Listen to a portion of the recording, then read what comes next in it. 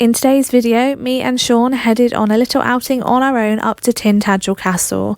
We also visited Tintagel Haven Beach and Merlins Cave. Tintagel Castle is an English heritage site and there is a cost to enter the castle grounds and the headland.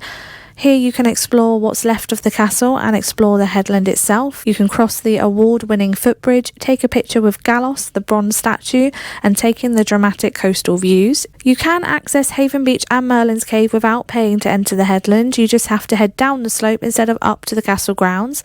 Merlin's Cave is said to be where the magical wizard Merlin lived and the birthplace of King Arthur. It is now accessible to walk through at low tide and is 300 foot long, passing under Tintagel Island and Castle. Sadly, we didn't do the whole cave walk due to the tide coming in on our walk, but we had a quick sneaky look.